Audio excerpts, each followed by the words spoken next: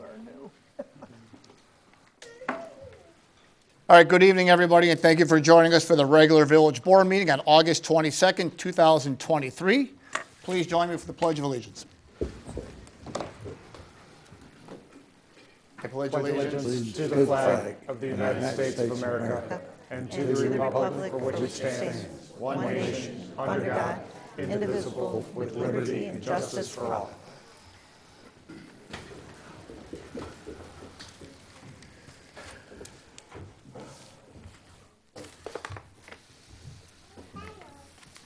Lana, roll call, please. Mayor DeBold. Here.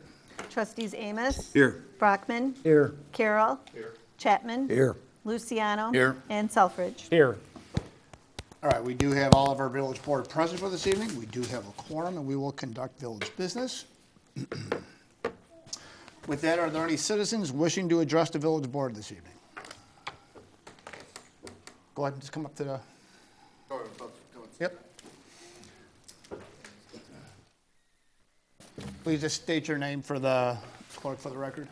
Okay, my name is Ryan Smith. I am a Shorewood community member since 2012. I love this community. Let me start by saying that. I've built 2 houses and lived in a house all in the south side of Shorewood. I take pride, a lot of pride, I guess, in the exterior appearance, lawn, so on and so forth, to keep the community looking good. In order to do that, I have purchased irrigation systems on my last 2 homes. And I find that the billing in Shorewood for water is extremely unfair, I guess is the word I'm looking for. It's all based on your water consumption. When using an irrigation system, if you guys know anything about irrigation, it does not go into the sewer. So when you're getting charged for sewage consumption that you're not actually using, it can be really frustrating. If you look at my 12-month bill, basically 3 months out of the year or 2.5 times more than the rest of the year. So what we're proposing is, I know that this has been discussed in the past, just talking to community members. There has to be a fair way to get charged for sewage you're actually using. I know Sean has some more to say about how that's currently measured, but we're just looking at a better alternative to improve billing in terms of your water. So, State your name for the record, please. Sean Deering. In communities I built houses in the past, irrigation systems have had separate meter systems for them. We've looked at the contract that we have with the city of Joliet for our sewage system treatment. It doesn't seem like they are saying it can't be done. So all we would like is to explore a method of doing this. We have no issue with paying for the meters, the installation of the meters. The village knows exactly who has sprinkler systems because we have permits for them. So it seems like it's a solvable problem. We're paying for a service we're not using. None of this is being treated. So we would just like to know what can be done to try to resolve it. Yeah. Thank you.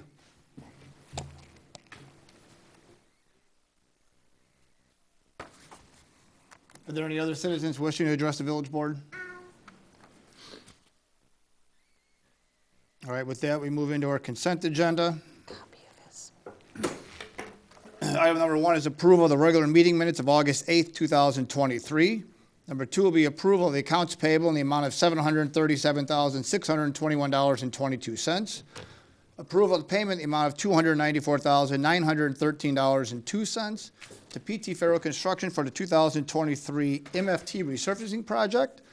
And approval of a payment in the amount of $511,376.65 to Deconstruction for the 2023 Rivers Edge Park grading project. Are there any items on the consent agenda that a trustee has questions or needs further clarification?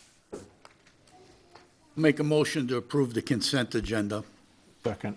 Motion Luciano, second Carroll. Roll call, please. Brockman. Yes. Carroll. Yes. Chapman. Yes. Luciano. Yes. Selfridge. Yes. And Amos. Yes. All right, consent agenda's been approved. We will move into reports and communications for the evening. Lana, was there anything that you had received prior to this evening? No, sir. All right, with that, we are going to swear in a couple of police officers for this evening. And with that, we are going to introduce Officer Patrick Zolfo. He does have a bachelor's degree in sociology. He's coming to us from the Sheridan Correctional Facility. So from there, he's already a certified police officer and has started his FTO time, meaning his field training time. Our other officer joining us would be Daisy Delira. Did I say that right? Thank you, I apologize. She is married with 4 children. She was a vet. She served in the Army on the Airborne Unit for 6 years, and she will be going to the Police Academy on August 28th. So with that, I can ask both the officers, we'll come right up here.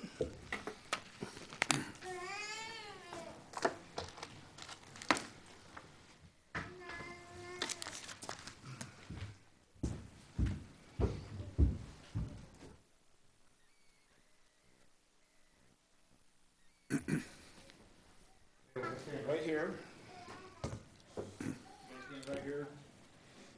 Stand right here. Come over here.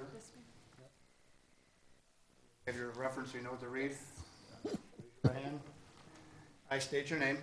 I, Patrick Zolfo, Having been appointed to the position of police officer have been appointed to the position of police officer in the police department of the village of Shorewood, in the police department in the village of Shorewood, county of Will, county of Will, state of Illinois, state of Illinois, aforesaid, aforesaid, do solemnly swear do solemnly swear that I will support the Constitution of the United States of America, that I will support the Constitution of the United States, the Constitution of the state of Illinois, the Constitution of the state of Illinois, and the ordinances of the village of Shorewood, and the ordinance according to the best of my ability, according to the best of my ability, so help me God. so help me God.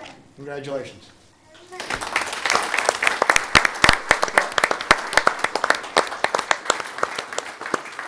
want to look at the officer, we'll just kind of do a generalized one since I only got one hand. All right, that one, I believe Daisy, I believe Officer Zolfo's already got his because of the FTO stuff, so. Again, congratulations and thank you.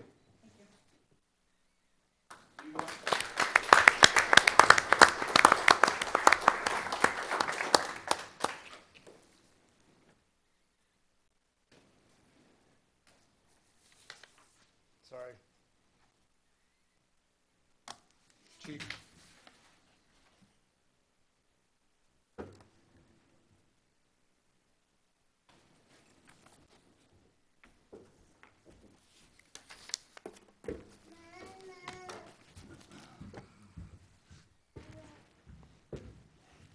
All right.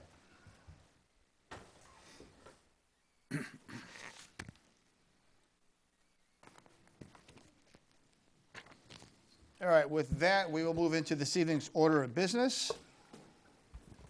Item number 1 will be a presentation of March 31st, 2023's annual comprehensive financial report. Ms. Burkholder.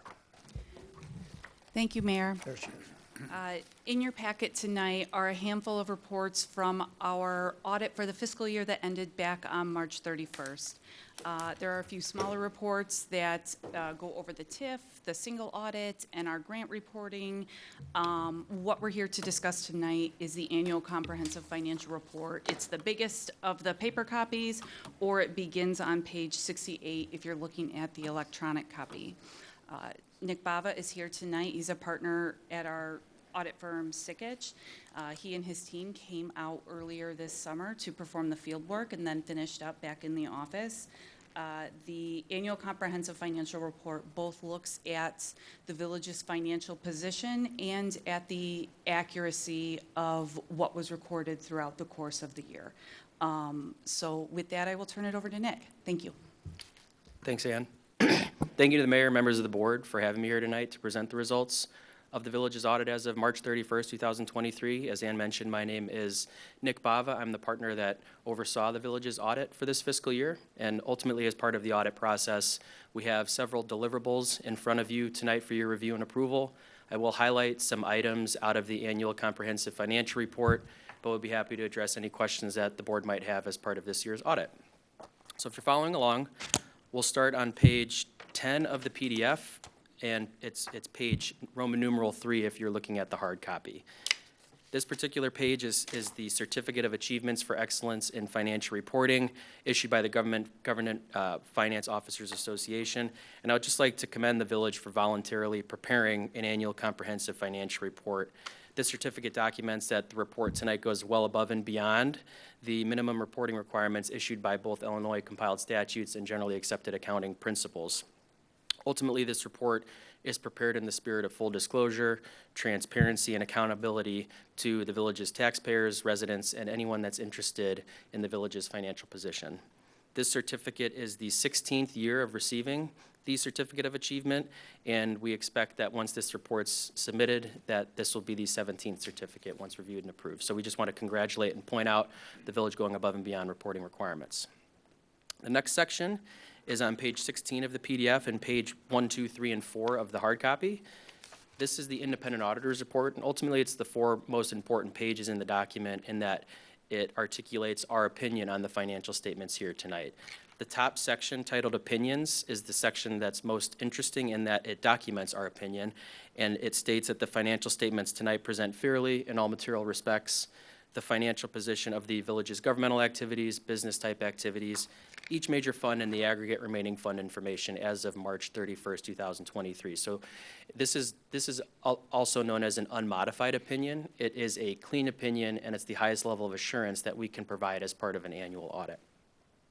On the next page, page 2, segregating the responsibilities between management and the auditor, the top paragraph documents that the responsibilities of management are to prepare these financial statements in accordance with generally accepted accounting principles. The following section, auditor's responsibility, document that as the village's independent auditor, it's our role to develop an opinion on those financial statements, and we're governed by 2 sets of standards. One, the American Institute of Certified Public Accountants, which dictate how we test and what we test, and 2, GASB, the Governmental Accounting Standards Board, and those standards dictate the form and content of the report here tonight. On page 4 of this report, page 19 of the PDF, the last paragraph of this document is titled Other Reporting Required by Government Auditing Standards. This paragraph references the compliance requirements imposed when the village spends greater than $750,000 in federal grant money. So there is a separate report titled Single Audit. Those compliance requirements are documented, and the results of those tests are documented in that report. As for the single audit this year, the village spent $1.6 million roughly in federal grant dollars. The major program of the single audit this year was $1.2 million in the American Rescue Plan Act. The compliance tests all went well, and we issued unmodified opinions on those requirements for the state and federal level. The management's discussion and analysis begins on page 21 of the PDF and page MD&A 1 of the hard copy. This is a section I always recommend reviewing as part of any annual financial report. It's a very well-prepared 16 pages, and it provides context and language in terms of what occurred during 2023 in comparison to 2022. So there's a lot of financial information and statements included in this report, and this is a great way to have some light shed on what occurred during fiscal year 2023. In the financial statements themselves, I'll cover a few areas beginning on page number 42 of the PDF and page number 9 of the hard copy. This is the governmental funds balance sheet. This documents assets, liabilities, and fund balance for the village's governmental funds. The major funds this year, meaning the funds that had the most activity from an asset, liability, revenue, or expenditure perspective, were your general fund and your capital projects fund. Non-major governmental funds for the village are the motor fuel tax fund, the tax increment financing fund, and those are all consolidated into one column. The important section of this particular page is the bottom left, and it documents the unrestricted fund balance for the village's general fund. The village board established a policy that assigns operating reserves for the general fund for any given fiscal year, and that reserve was set at 3 months, or roughly 25% of operating expenditures during any given fiscal year. When you evaluate the expenditures out of the general fund subfund during the year of about $13.6 million and compare it to the reserve as of March 31st, 2023, that operating reserve roughly calculates at 44.5%. So the village is in compliance with their reserve policy. On page 44 of the PDF and page 11 of the hard copy, this is the governmental funds income statement. This is revenues and expenditures revenues over expenditures, and net change in fund balance. Looking at the general fund during the fiscal year, there was a positive change in fund balance of about $550,000, and that's after transfers out of $4.5 million to other funds. In the capital projects fund, there was a drawdown of about $5 million, all related to primarily the public works facility construction that occurred. That left ending fund balance in the capital projects fund of $2.2 million. And your non-major governmental funds, as I mentioned, your motor fuel tax fund, your tax increment financing fund, those funds essentially broke even at about a $187,000 positive change in fund balance. So overall, a positive year for the governmental funds. In conclusion, I would just like to thank Ann and her team throughout the process. All the departments we work with were very gracious with their time. The results of the audit are very well, and everything was done very efficiently throughout the summer. So thank you again for having me here tonight, and I'd be happy to answer any questions. Anybody have any questions regarding the audit? Thank you. Thank you.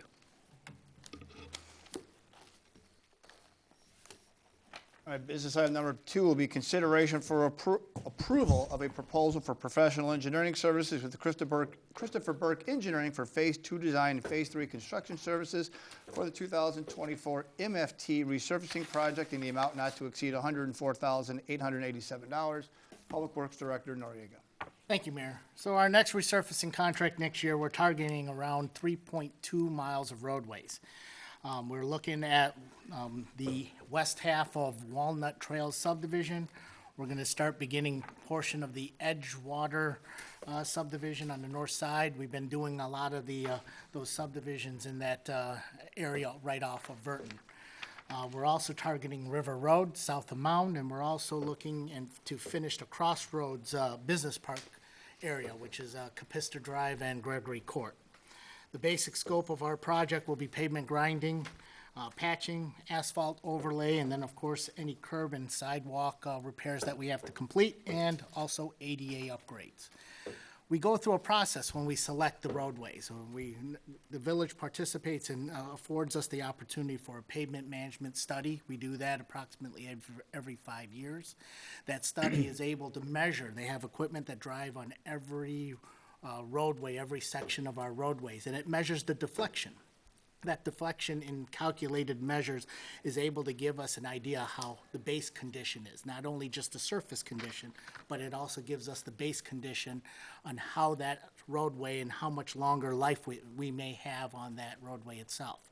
So we use that data along with the simple, we go do a visual inspection of all of our roadways and come up with a rating system of our own over at staff level. With that, so those are the streets that we had selected. We are looking to bid the project in early January, if not February of next year, with construction to begin in May. Because of Walnut Trail subdivision and the proximity with the school, we'll coordinate with the school. We'll try to coordinate with our upcoming community garage sales, and we'll also try to make sure that we finish everything before Crossroads itself for the fest. We will be starting our budget process this October-November timeframe so that we'll be able to establish what we're going to need for a budget for this amount for these roadways. If any of that changes, we'll be able to adjust accordingly in our contract. CBEL's proposal includes both Phase 2 and Phase 3, using their 2017 fee schedules due to our long relationship with them. So we are recommending approval of CBEL's proposal for Phase 2 and Phase 3 design and construction services for our 2024 MFT resurfacing contract in the amount not to exceed $104,887. Any questions? Noriel, will Walnut Trails likely be full depth, kind of what we came across on this past season? We're anticipating such, but we'll know more when we take the course. Okay. Are any of these roads that are being proposed, is there any water main sewer work that we have to do with? I know we've coordinated Dodge to all be done in Earl Road, there was a discussion about coordinating that. But as we're continually doing different water main infrastructure updates, we're not conflicting, are we? No, we're not.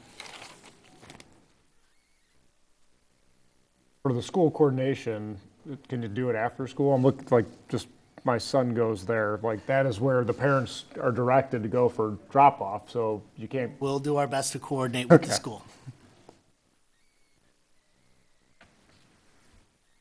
Any other questions for Noriel regarding MFT? I'll make a motion for approval of proposal for professional engineering services with Christopher B. Burke Engineering for Phase 2 design and Phase 3 construction services for the 2024 MFT resurfacing project in the amount not to exceed $104,887. Second. Motion Selford, second Chapman. Roll call, please. Carroll. Yes. Chapman. Yes. Luciano. Yes. Selfridge. Yes. Amos. Yes. And Brockman. Yes. All right, item number 2 has been approved. Item number 3, be consideration for approval of an ordinance amending Title 6, Chapter 11, Section 302, Code of Ordinances for the Village of Shorewood, County, Illinois, regarding Mound Road between River Road and Maddox Court. This item is up for a first read. Public Works Director Noriega. Thank you, Mayor. So we had a family come over at an open forum setting here a couple times in the past at our board meetings. They had expressed some concerns regarding trespassers, and many of those trespassers were just simply looking for river access. So they have been finding a way and finding grass areas and parkways in and around that Mound Road Bridge over to DuPage River Bridge, and just finding parking where many sometimes, and it's not any designated parking, so many times their vehicle itself still, you'll have half the vehicle on the roadway, on the pavement itself. So they had expressed a lot of concerns regarding the amount of trespassers or people looking for that river access along Mound. So we reviewed it with the police department. The police department is recommending that we provide no parking along that section of roadway. We also considered the fact that if we put no parking right at the bridge, we just don't want the problem to move just down the street. So we are proposing, based on the recommendation from the police department, to provide no parking along Mound between River Road all the way to up to Maddox Court, which is the section of roadway that has curb for us on Mound. This is up for a first read. We are presenting this first read ordinance. I have to read this to you, I apologize. For amending Title 6, Chapter 11, Section 302 of the Village Code of Ordinances to restrict parking along West Mound between River Road and South Maddox Court, and recommend waiving the second read and approval of the same. Any questions? So as some of you may remember, we'd had a couple concerned residents about the parking. Chief can attest to some of the problems that we're seeing is similar to a problem that we had on River Road a little while back. People wanting to use the river, it's a natural amenity, but they're just finding places to park on some of these roads that are not designed or improved enough to accommodate parking. So as Noriel mentioned, this section of road is a little bit, what is it, about 26 feet, I think it's the cross? Less than that, actually. It's All right, about 24. 24-foot cross-section. So we have cars that are parking right in front of the bridge, and they're taking about a third of a lane of traffic. You start stacking a few of those up, depending on how they park. It does get a little tight trying to cross the bridge. Hence, the police department's been involved a variety of different times trying to find a car owner, but chances are they're down the river somewhere and unable to be located. So a couple of different near misses along the way. So this is just a way of trying to help streamline this. And in regards to the River's Edge Park development, we'll have some better parking, we'll have some better accessibility to the river, hopefully therefore alleviating the parking issues and potential for an accident on Mound Road there. So this will eventually prevent them from using that access to the river at that point. Doesn't necessarily stop them from using the river, but it stops the cars from being parked there. In theory, somebody could still walk out of the river right there and wait for their ride, and unfortunately, you still have a trespassing issue that somebody could call the police on, but we eliminate the cars, kind of what was occurring on River Road, being parked into the roadway. And then this will be enforced with a parking ticket, I guess? There's no room for a vehicle to park off the roadway. No shoulder, it's just manicured grass. And you can't park there. But if you on the grass, partially on the roadway, partially on the grass, there's no room. And the signs will be put up pretty soon, I guess. You're not going to enforce it until the signs are up. Are there restrictions on both sides, north and south side of Mound Road? That is correct. It'll be both? It'll be both. Okay, Both are the same. Neither has a shoulder. okay. Any other questions regarding the proposed ordinance? I'll make a motion for approval of an ordinance amending Title VI, Chapter 11, Section 302 of the Code of Ordinances for the Village of Shorewood, Will County, Illinois, Mound Road between River Road and Maddox Court, and waive this first read, or second read. I'll second. Motion Luciano, second trustee Amos. Roll call, please. Chapman? Yes. Luciano? Yes. Selfridge? Yes. Amos? Yes. Brockman? Yes. And Carroll. Yes. All right, item number 3 has been approved. Moving into business item number 4, be consideration for approval of a proposal for professional engineering services with Christopher Burke Engineering for Phase 2 engineering design for the 2024 US Route 52 water main and sanitary sewer extension project in the amount not to exceed $95,987. Public Works Director Noriega. Thank you again, Mayor. So we want to be able to break that ComEd railroad track barrier along 52 and start moving westerly. The water main and the sanitary sewer extension along this will be the first part for all of that to help bring westerly connections and also help our future water distribution from the north to south features, from Mound all the way up to Sile through to the Route 52 intersection. We are, as you're aware, working on our pumping station and our 16-inch water main. We'll hopefully be able to coordinate a lot of those efforts together. These design efforts will start as soon as possible, so with a goal of trying to bid this in early 2024. Just note that there will be a little bit of coordination efforts that we have to go with IDOT, ComEd, and also the railroad itself and some of the property owners in that near and around that intersection. Our goal is to complete this construction by the end of 2024. So staff is recommending Village Board approve the Phase 2 design proposal from Seabell for the Village's 2024 US 52 water main and sanitary sewer extension project in the amount not to exceed $95,987. Any questions? So everybody's aware this proposal's been brought forward so we can try to potentially get the engineering, the design in place. We will budget for the construction process in next year's budget. We've had a couple different builders come through. We have a national builder interested in some of the land to the west. But this process will take 12 to 16 months for approval. So we'd rather be a little more proactive and try to help support some of this different potential development. It just acts as a kickstart for some additional stuff, even from 52 west all the way through there. Again, we would only be trying to get the sewer and water under the tracks. Public Works would design that. We would, as mentioned, we'd have to go out, we're going outside the IDOT right of way, so that way, as 52 potentially is widened in the future, we don't have to move it again. So we'd rather do this right the first time, get it in, get it done, and with some other different development that's been discussed over there, be a little more proactive and get that done.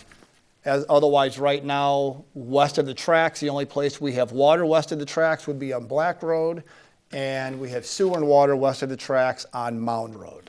So the Sile Road component, we do know the schools have been working, did some engineering, but they're waiting to partner with the builder to bring sewer and water under Sile.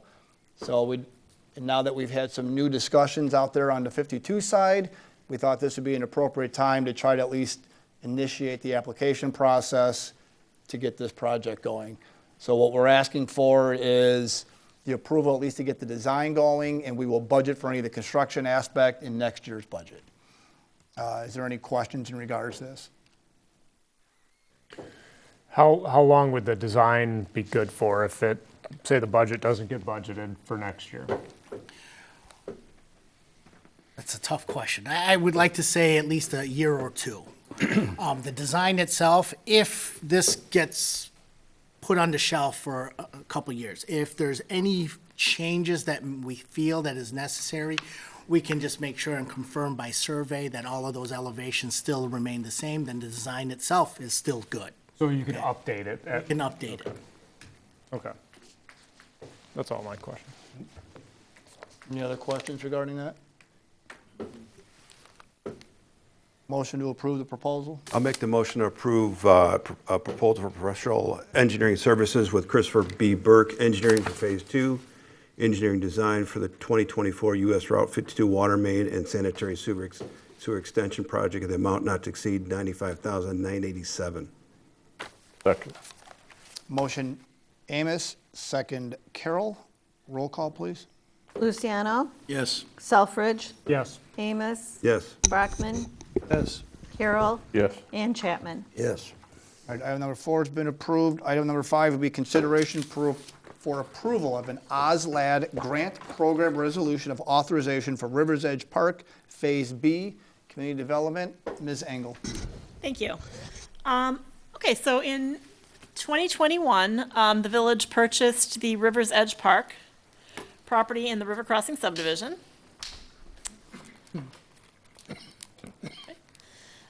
And this is not working for me. Aaron, you're gonna have to click through. Sorry. I will do my best. So we purchased it in 2021, and for $900,000, we received a grant for $690,000 to help with the purchase of the property. Then in 2022, you guys approved the overall site plan for the project, and we applied for a grant from an OSLAD grant for Phase 1. We were awarded that grant, which is a $600,000 grant, and we have to provide a $600,000 match. We are coming back forward today with a resolution we need to approve in order to apply for an OSLAD grant for the second phase. The intention is to apply for a $600,000 grant again, and we would need to also provide a $600,000 match. In this slide, you can see the blue area is what is currently approved, and part of the OSLAD grant for Phase 1 that we've been awarded. And then the red area is what we think should be Phase 2. You'll see there's a looped trail that will go around the entire park. There is a pollinator garden with a story walk, interpretive signage that explains the various different elements of the park, a small shelter, a bosque, which is like a landscape feature, kind of like what you'd seen in an arboretum, fitness stations, and a challenge course, which every middle schooler will tell you is like an obstacle course that's super cool. On the next slide, you will see this amounts to $1.2 million, just over that. So with the OSLAD grant and the matching grants, we'd be able to do that. In order to apply for the OSLAD grant, we need to approve a resolution. Basically, it just certifies that we'll meet all the requirements. One, that we can provide funds and complete the project within the 2-year grant timeframe. That we will meet all state and federal laws, that will maintain the area properly, attractive and safe, that we'll have park facilities built there that will be open to the public, that we won't go and change the park into another use without state approval, that we'll keep it as a park property, that will begin development within 3 years, et cetera. So just basically that we're gonna follow all the rules of the OSLAD program.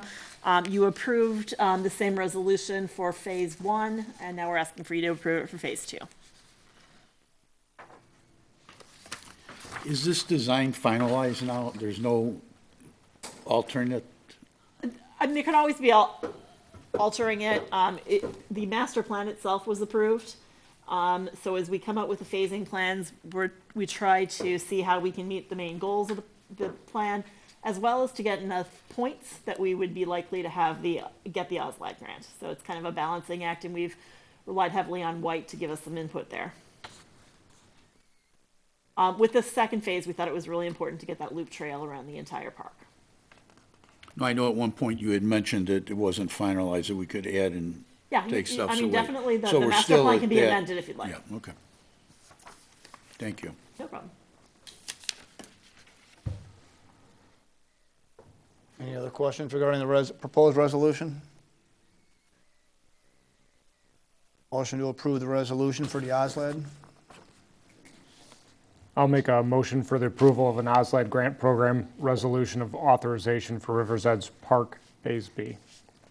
Second. Motion Selfridge, second Chapman. Roll call, please. Selfridge, Yes.